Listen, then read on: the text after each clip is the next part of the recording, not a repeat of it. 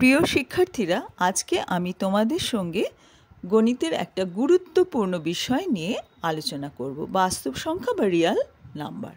এবং বাস্তব সংখ্যার মধ্যে যে যে সংখ্যাগুলি পড়ে তার মধ্যে 3 ধরনের সংখ্যা নিয়ে আমি তোমাদের সঙ্গে আলোচনা করব। আর এই প্রসঙ্গে বলি যে বাস্তব সংখ্যার সম্পর্কে ধারণা কিন্তু সমস্ত স্কুল শিক্ষার্থীর জানা দরকার আছে। একেবারে লোয়ার ক্লাস থেকে শুরু করে হায়ার ক্লাস অবধি কিন্তু সব ক্লাসেই কিন্তু এই আইডিয়াটা জানা দরকার, এই কনসেপ্টটা থাকা দরকার। এমনকি যারা বড় হয়ে পাশ টাশ করে যাওয়ার পরে যারা বড় হয়ে চাকরি বাকরি পরীক্ষা দেবে তাদেরও কিন্তু এই রিয়াল নাম্বার সম্পর্কে যে কনসেপ্টটা সেটা কিন্তু ক্লিয়ার থাকা দরকার আছে। তো সেই জন্য আজকের ভিডিওটা খুবই গুরুত্বপূর্ণ। তোমরা মন দিয়ে সবাই আমার ভিডিওটা দেখো বা শুনো, তাহলে কিন্তু তোমরা শিখতে পারবে। তো আমরা শুরু করি। প্রথমেই আমরা বলবো স্বাভাবিক সংখ্যা বা ন্যাচারাল নাম্বার কাকে বলে। 1, 2, 3, 4 এরকম করে পরপর 5, 6, 7, 8 চললো। ধরো 50তে এলো, আবারও চললো 51, 52, 53 করে 100, তারপরেও চলতে থাকলো। অর্থাৎ যত দূর অবধি আমরা কাউন্ট করতে পারি বা গুনতে পারি, যত দূর অবধি 1 থেকে শুরু করে, শুরুটা কিন্তু 1 থেকে, সেই সংখ্যাগুলোকেই আমরা বলে থাকি স্বাভাবিক সংখ্যা বা গণনার সংখ্যা বা কাউন্টিং নাম্বার। কেন গণনার সংখ্যা বলি? আমরা গুনতে পারি। তোমার কাছে যদি ধরো একটা পেন থাকে, তুমি বলতে পারবে যে আমার একটা পেন আছে কাউন্ট করে। আবার ধরো অনেকগুলো পেন আছে, তুমি কাউন্ট করলে 1, 2, 3, 4, 5, দেখলে মোট 5টা পেন আছে। তাহলে আমরা এই সংখ্যাগুলোকে গুনতে পারি বা কাউন্ট করতে পারি। তাই এই সংখ্যাগুলোকে কাউন্টিং নাম্বারও বলা হয়। আবার যেহেতু এরা স্বাভাবিক, মানে আমরা চোখে দেখতে পাচ্ছি, একটা পেন আমি চোখে দেখতে পাচ্ছি, গুনতে পারছি, 10টা বই আমি গুনে দেখতে পাচ্ছি 10টা বই আছে, সেই সব কিছু কারণেই কিন্তু আমরা নাম দিয়েছি স্বাভাবিক সংখ্যা। আমরা এরপরে শূন্য নিয়ে যখন আলোচনা করব তখন ব্যাপারটা আরও ভালো করে তোমরা বুঝতে পারবে। তাহলে আমরা কি দেখলাম? 1, 2, 3, 4 থেকে শুরু করে পরপর যত দূর অবধি আমরা গুনতে পারি সমস্ত সংখ্যাকে আমরা বলে থাকি স্বাভাবিক সংখ্যা বা ন্যাচারাল নাম্বার। এবং এই স্বাভাবিক সংখ্যার এই দলকে আমরা ক্যাপিটাল এন এই অক্ষর দিয়ে সূচিত করি। কেন বলো তো? না, ন্যাচারাল নাম্বারের প্রথম লেটারটা বা অক্ষরটা হচ্ছে এন, সেই জন্য আমরা এন দিয়ে চিহ্নিত করি। তাহলে আমাদের অঙ্ক করার সময় বা বলার সময়, বোঝাবার সময় সুবিধে হয়। এরপরে আমরা শিখব অখণ্ড সংখ্যা বা হোল নাম্বার কাকে বলে। অখণ্ড সংখ্যার কিছুই নয়, আগে যে স্বাভাবিক সংখ্যা তোমরা যে শিখলে তার সঙ্গে শুধু শূন্যটা যোগ করে নাও।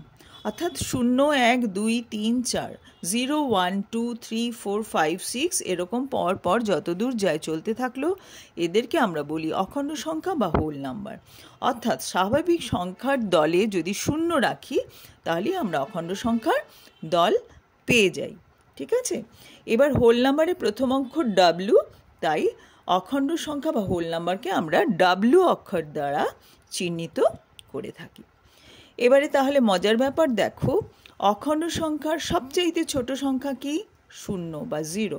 আর স্বাভাবিক সংখ্যার মধ্যে সবচাইতে ছোট সংখ্যা কত? 1। এটা মনে রাখবে। আর স্বাভাবিক সংখ্যা আর অখণ্ড সংখ্যার মধ্যে গুলিয়ে ফেলো না, কারণ 0 কিন্তু স্বাভাবিক সংখ্যার মধ্যে পড়বে না, এটা মাথায় রেখো। 0টা পেন বললে তুমি কি কিছু বুঝতে পারো বা কাউন্ট করে দেখাতে পারো? 0টা বই তুমি কি দেখাতে পারো?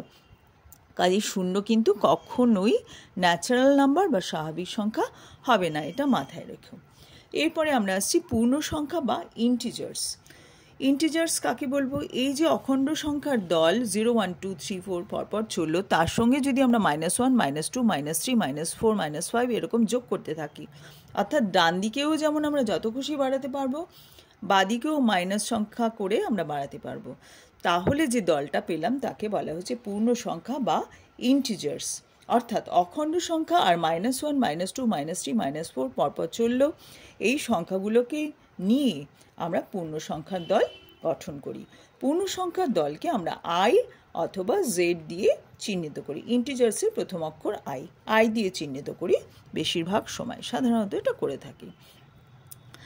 এই আমরা শিখলাম আরও মনে রাখার জন্য বলতে পারি, দেখো পূর্ণ সংখ্যাতে কি করলাম আমরা, অখণ্ড সংখ্যার সঙ্গে এই যে স্বাভাবিক সংখ্যা 1 2 3 4 স্বাভাবিক সংখ্যা, তো তার ঋণাত্মক করলে যা হয় সেইগুলোকে যোগ করেছি। অর্থাৎ +1 ঋণাত্মক করলে হয় -1, +2 ঋণাত্মক করলে হয় -2, এইভাবে -1 -2 -3 -4 -5 -6 এরকম পরপর যোগ করে পুরো যে গ্রুপটা পাচ্ছি সেটাই হলো পূর্ণ সংখ্যার দল।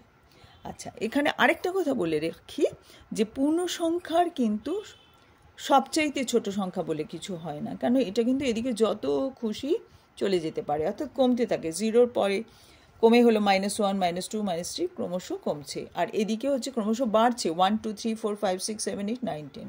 তাহলে পূর্ণ সংখ্যার কিন্তু সবচাইতে ছোট সংখ্যা মানে লঘিষ্ঠ কিছু হবে না, আবার সবচাইতে বড় পূর্ণ সংখ্যা বা ইন্টিজার হয় না।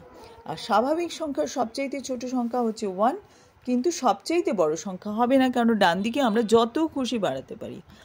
অখণ্ড সংখ্যার সবচাইতে ছোট হচ্ছে 0, আর সবচাইতে বড় বলে কিছু হয় না, কেননা এটাও পরপর চলতে থাকবে যত দূর অবধি আমরা কাউন্ট করতে পারি।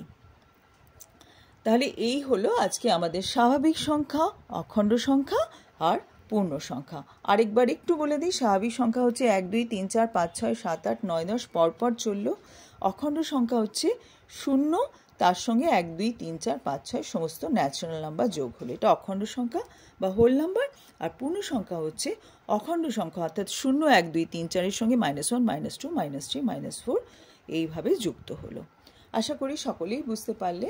আর এটা খুব ইম্পর্ট্যান্ট একটা জিনিস, তোমরা কিন্তু এটা মনে রাখার চেষ্টা করো, ভবিষ্যতে খুবই কাজে লাগবে। Thank you.